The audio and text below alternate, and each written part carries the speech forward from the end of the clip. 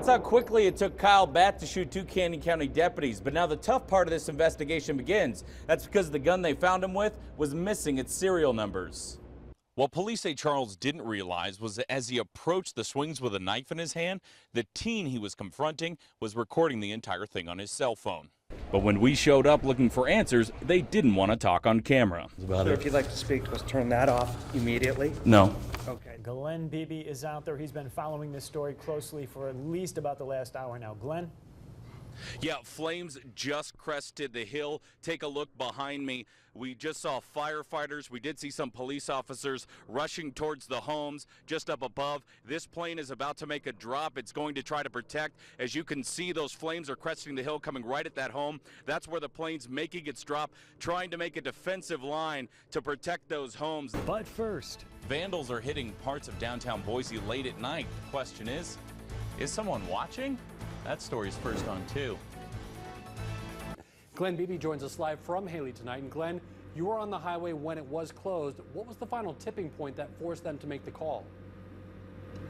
Well, really, Mike, it was how close those flames were getting. Just to give you a sense of how big this fire is now getting, we're here at the command center where normally it's set up miles away from the front lines, but as you can see on the ridge behind me, the front lines have now come here. That came over the ridge just less than an hour ago. One of the biggest things jeopardizing the base here in Mountain Home isn't the budget cuts or even the sequester, but it's rather this, water, and the fact that the aquifers here are starting to run out. And if they don't find a solution soon, it could force them to close the base. Short turnaround time. I received it on the 6th, and they wanted an answer on the 8th. And I never entered a contest or anything like that, so it just had all those red flags. Janice Boone wasn't too sure about the free airline ticket she was offered in a letter she got Monday. She wanted to know how a company got her information. We called the number listed at the bottom and found a travel seminar was being offered at the Courtyard Marriott in Meridian. But when we showed up looking for answers, they didn't want to talk on camera. Sir, if you'd like to speak to us, turn that off immediately. No. Okay. We tried to get answers, asking the seminar representative to explain who's behind the letters. Why aren't you putting your actual company's name on here? Oh, it's a great question. This is a third-party marketing company. Okay.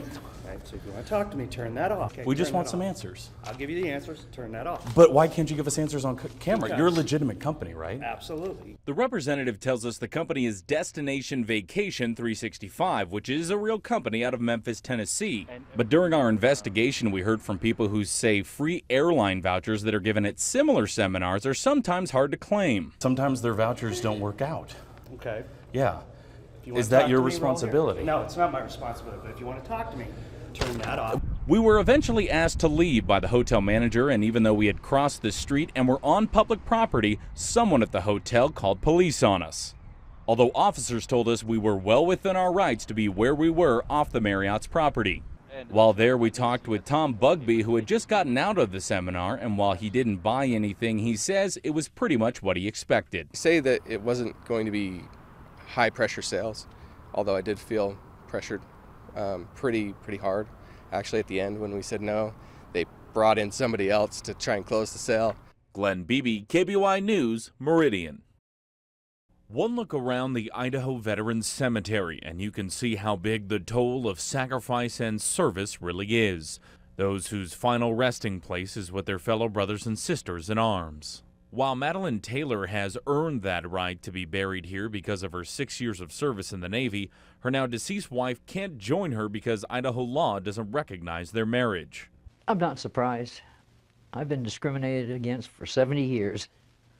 You know, they might as well discriminate against me in death as well as life.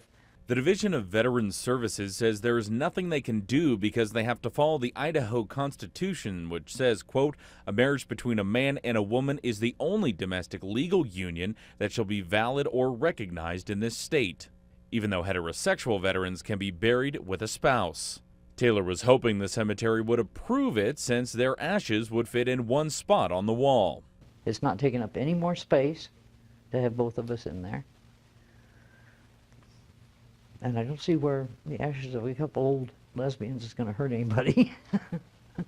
Gay couples are already allowed to be buried together at national veterans cemeteries, but the one in Boise is a state cemetery. The decision prompted Taylor to join the cause of Add the 4 Words during the last legislative session. hoping a change would allow her to have her final wish.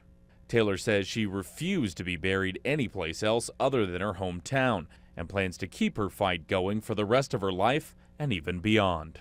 I'll have the paperwork and both of our ashes in someone's care so that they can put it in when they get the laws changed.